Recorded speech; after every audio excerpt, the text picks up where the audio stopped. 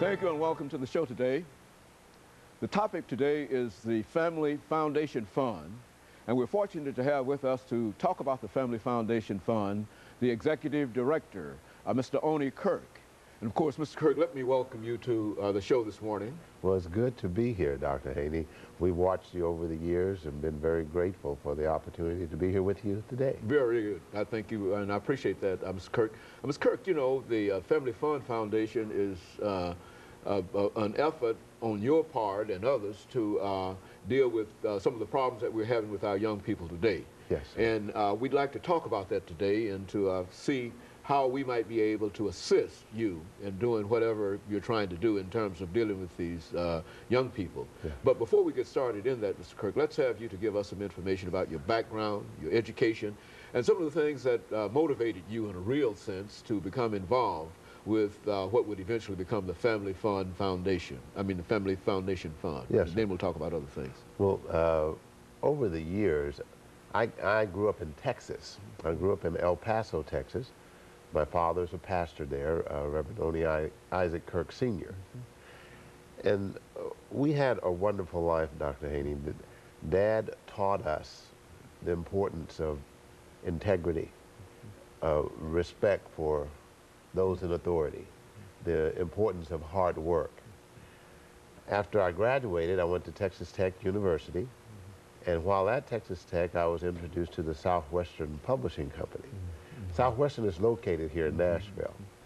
So my first summer was 1971. I came here to sell books. When I completed college, Southwestern offered me an opportunity to be a sales manager. I was probably the first minority in management at Southwestern. While I was a manager, I began to see that, I mean, it was a great program because it taught you how to deal with people, how to set goals and achieve those goals. But I saw that when there was a young man I was working with as a manager who came from a home where there was not a father, he always would seem to fail during the summertime. I mean, generally he wouldn't make any money or be in debt, or he might not tell the truth on his sales report or not keep account of his finances. And obviously young ladies who came from a single parent home, they always fared well. And then as I processed that, I said, you know, interesting, the young lady saw her mother model responsibility.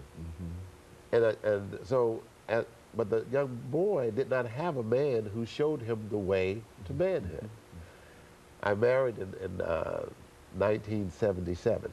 I've been married 28 years this December the 3rd to the same woman, Marginelle Kirk. And we've been married 28 years and we have 8 children. Our oldest is 24 and our youngest is 7. And in the process of that, I understand as a father, it is the father who imparts destiny.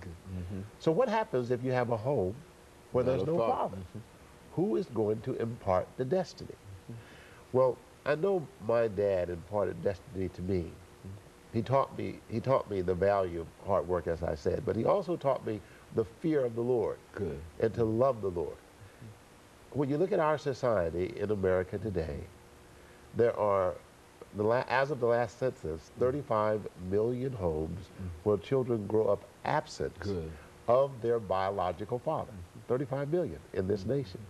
In our community, in the African American community, 70% of the homes have no fathers. Well, then you look at what's happening in the culture. Well, what my motivation was, I said, you know, you can't save the whole world. But you may have heard the starfish story at one time, Dr. Haney. You know, there'd been a storm, and all these starfish were up on the beach. And an old man was walking down the beach, and he would pick up a starfish and throw it back into the ocean. All right. It was thousands of them out there. A young man come jogging down the beach and say, "Oh man, what are you doing? You're not going to be able to save all these starfish." Good. The old man picked up another starfish and he threw it out into the ocean. Okay. He says, "I can save that one." All right, all right. Well, see, in looking at that's exactly it. We're not able to touch the masses, but we have tremendous stories and testimonies of young men that we have mentored and fathered who've gone on to achieve wonderful and great things in their lives. Very good. Now, and of course, Mr. Kirk, we're getting ready for our first commercial break. And when we come back, we'll give you an opportunity to elaborate upon some of the things that you're talking about.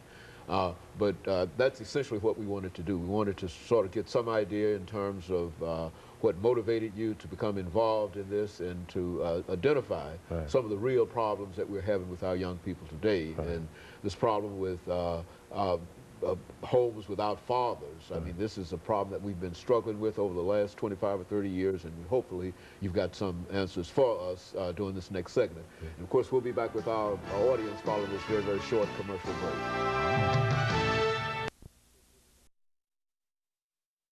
Who is the executive